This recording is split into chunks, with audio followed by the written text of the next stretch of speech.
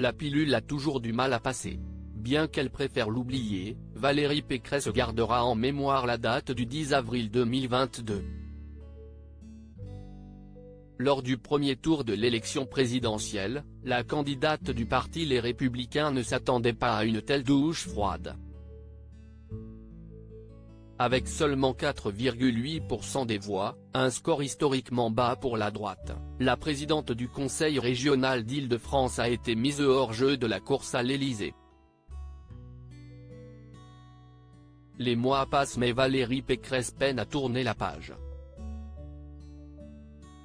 Quelque peu rancunière, la politique de 55 ans n'hésite pas à pointer du doigt la majorité pour sa politique et la considère comme responsable de l'augmentation du prix du pass Navigo.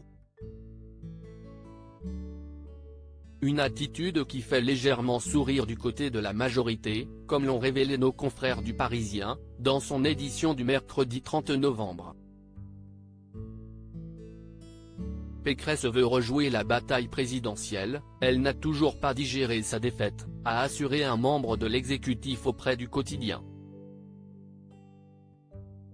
De son côté, Olivier Véran a réagi aux attaques de Valérie Pécresse, le mardi 29 novembre. Un peu gros, a-t-il ainsi raillé. Ne tolérant pas les accusations de cette dernière à l'égard du gouvernement, le porte-parole n'a pas attendu une seconde de plus pour monter au créneau. Dès lors, Olivier Véran a retourné les critiques contre la fondatrice du mouvement Soyons libres. Qu'une présidente de région considère que c'est la faute de l'État si elle augmente les prix de ses propres transports, c'est comme si je vous disais que c'est la faute de l'État si le prix de la télé que j'ai achetée dans une grande surface a augmenté, a ajouté avec un soupçon de cynisme l'ancien ministre de la Santé. La hache de guerre est donc loin d'être enterrée entre Valérie Pécresse et la Macronie. Supérieure à Emmanuel Macron, Valérie Pécresse, Marine Le Pen, les gris-gris modes des politiques françaises. Valérie Pécresse, ce jour où elle a été humiliée par Emmanuel Macron. Les rivalités entre Valérie Pécresse et Emmanuel Macron ne datent pas d'hier.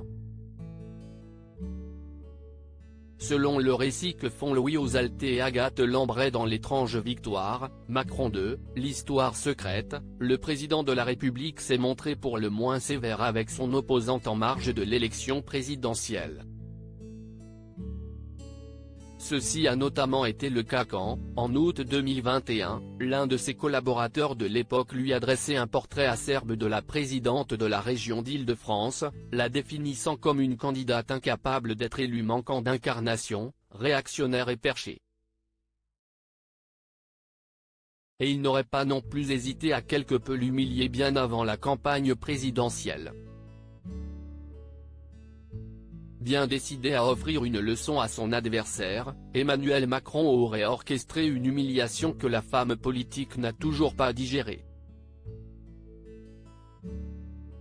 Lorsqu'en février 2020, le président a cherché en coulisses un successeur à Édouard Philippe, ce dernier s'est arrangé pour que le nom de Valérie Pécresse soit ébruité. Le chef de l'État a alors chargé une poignée d'émissaires d'aller consulter la future candidate LR à l'Élysée. « Matignon, ça vous tente ?» lui a-t-on proposé.